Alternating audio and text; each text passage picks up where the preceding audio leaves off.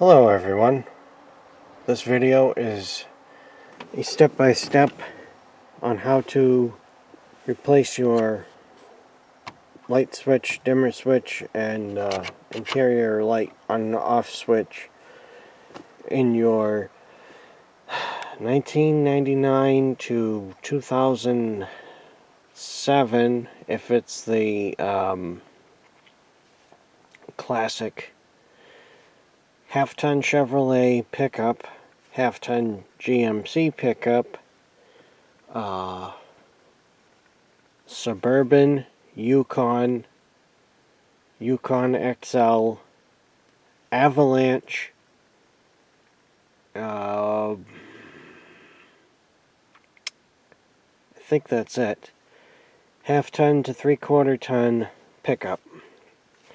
Now the issue with this switch is I like to have my dashboard lights dim while driving at night because of all the glare that they create. When I go over bumps and stuff, whatever I set this at will change on its own, and it's not that the knob is loose. There's plenty of feel in the knob. It's that the potentiometer or whatever it is that is attached to this little slider is defective, and this is a very common problem with these switches on these trucks. We had a number of 2006 and 2007 Chevrolet 3/4 ton and 1 ton trucks at my work when I started there a few years ago. This was the switch that they had, and this was often a problem. So, to begin, make sure you have a new switch unit if you plan on using the vehicle anytime quickly. I do. It's in the house, and I'll have to go get it in a minute or so. But to begin, if you have tilt steering, put it all the way down. If you have Bluetooth, remove the little microphone and just put it out of the way best you can, because this plastic bezel here that goes all the way around needs to be removed. How do you remove it? Well, you take your TV, you get that out of the way, and then you just work around and start tugging on it. This corner here is usually a good place to start. This is a 2004 Suburban 1500.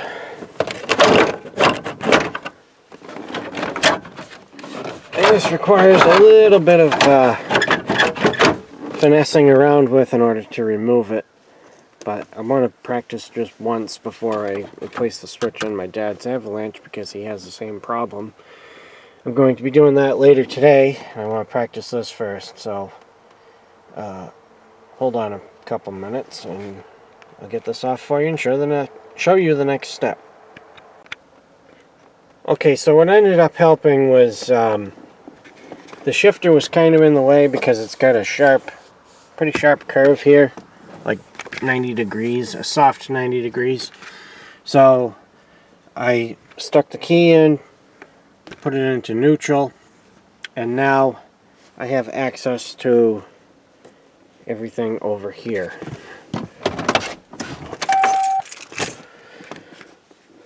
To remove the switch, well, I'm going to play with it a little bit and let you know. Okay, so what I've done is the switch sits in here like this, and it's got these two plastic little fingers underneath that snap into these tabs here. I took a flat tip screwdriver, wiggled it in there, pushed it down, and If you tug on this just right, the knob won't pop off. It happened several times. And then you just work it out a little bit, and then I had to pull on it to get this much of the wiring out because they weren't feeling generous that day. The next step is going to be, see if I can get close enough with my knees and do this with one hand. Oh, yep. Pop that out, and then here you go. You've got your switch unit. Now, I'm going to go get the other one, and we will compare the old part with the new part to make sure that all the pins match. And then if they do, we will proceed. Alright, I'm back with the new part. This is the new one, this is the old one. They look very similar. This one is much cleaner and newer looking, of course. It also looks like it might be kind of cheap, but that's because it isn't OEM. I had to go aftermarket with it because when I only called one dealer. I should have called more than one. They said that these were discontinued. This was $27.99 on amautoparts.com, I believe the name of it was. If I think to do it, I'll stick a link down in the description. The pins all match up, so this will be a direct plug-in. To plug it in, you simply don't have it upside down, and then you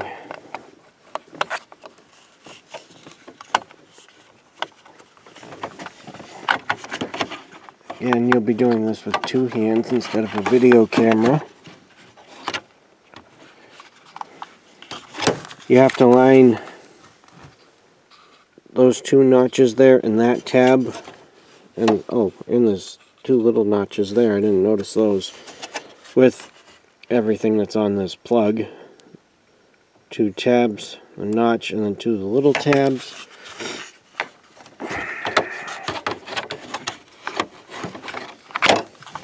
Now the old one would at least turn on the lights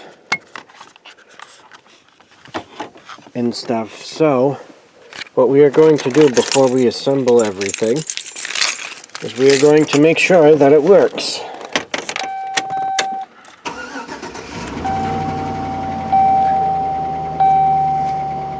Okay, so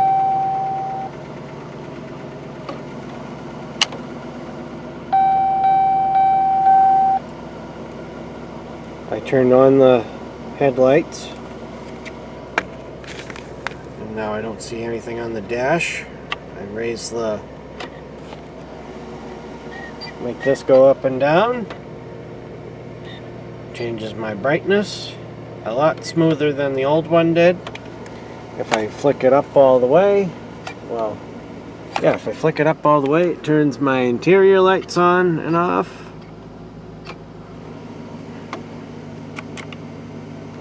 Hitting that turns my interior lights on and off. I don't think that worked on this one.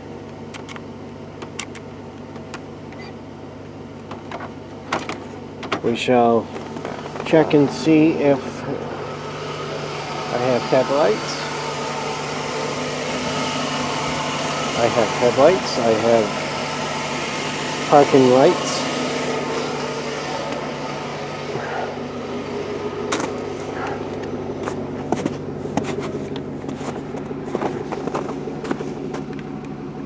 I have my tail lights.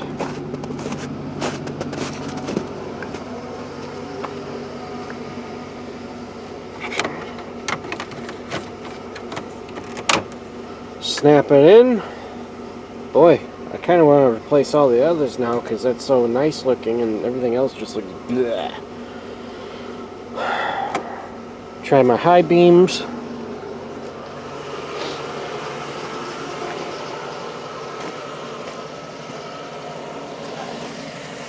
I've got my high beams.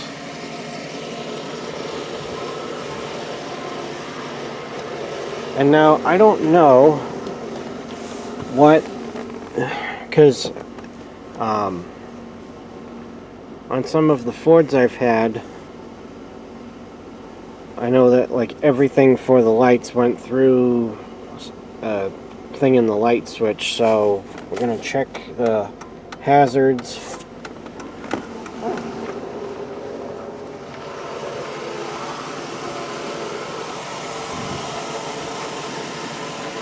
We have our hazards, and that one there lights up, so I'm going to assume the other side works. Shut these off, shut that off. Right directional. If there was a bulb out or anything on the side that I'm checking, it simply wouldn't work. It would either click really fast or it wouldn't click at all. I've been in cars that have done both. The one that didn't click at all was a Buick. And so, yeah, that was annoying. Now, reassembly of the dashboard bezel around everything here is the reverse of removal. I am going to take a minute and pull out the radio to see how they wired it. I'm hoping they wired it properly and not improperly, because I want to change that out and put a factory radio back in, which is its own bear, if you will. So I will show you the completed product. Okay, so here's the finished product. The bezel is back in. I pulled that out. It wasn't done right. Go figure. So, I'll have to find a truck in the junkyard with the same AC Delco factory radio in it that I want to put in. Cut that harness out so that everything can be spliced together in there, because that radio sucks. Well, just aftermarket in general for me sucks. I'll make a video sometime of why I don't like aftermarket. In the meantime,